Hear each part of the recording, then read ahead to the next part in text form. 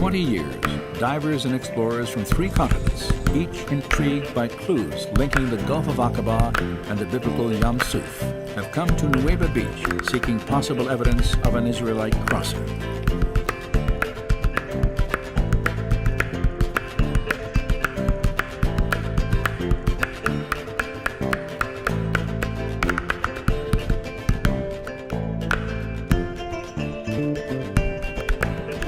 Inscriptions thousands of years old and the few chariots recovered from ancient tombs reveal much about the construction of these legendary vehicles of war. Could any of them actually be found on the seafloor off the Nuweiba Peninsula? We heard reports from other divers who claim to have found unusual coral structures, some resembling the shapes of chariot wheels. For coral is a living organism that will not begin to grow on a foundation of sand or silt. Instead, it must first attach itself to a solid object, where it will sometimes conform to the shape of its host.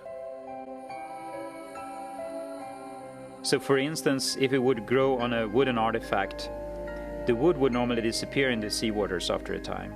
But if you have corals growing on the wooden artifact, the coral could have the shape of the wooden artifact. And then the corals would consume the wooden material over periods of time. Circular objects, wheel-like structures. So that is what you scan for, so to speak, when you dive.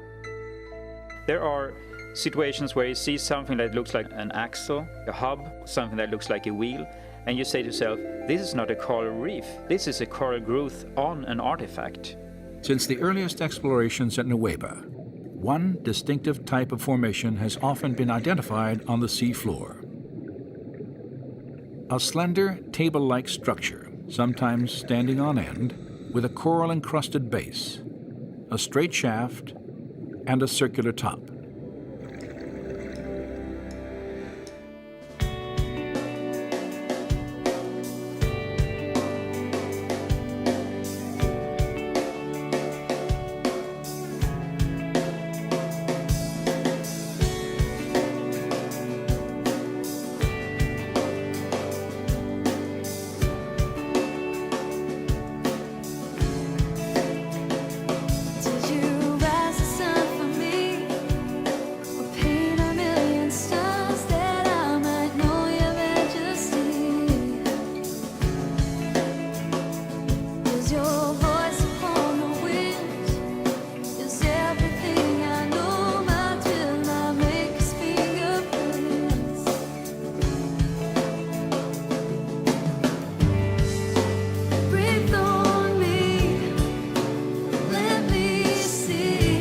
The first ever officially sanctioned tour to the Mount Sinai area. So this is a historical moment that we're bringing you on right now. And with permission, we are in the possible, or likely, Golden Calf worship site. And right behind me you can see a petroglyph of a bull, indicating this was an area of bull worship.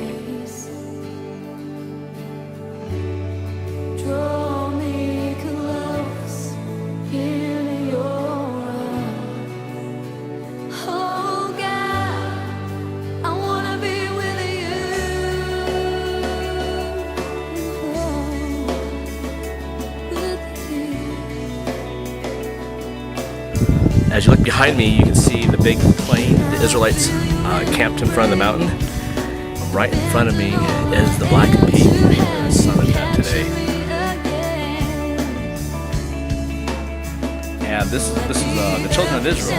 They're telling Moses how afraid they were of the presence of God. Verse 29, God replied to Moses, and he says, "Oh, that they had such a heart in them, that they should fear me and always keep all my commandments, that it might go well with them and with their children forever."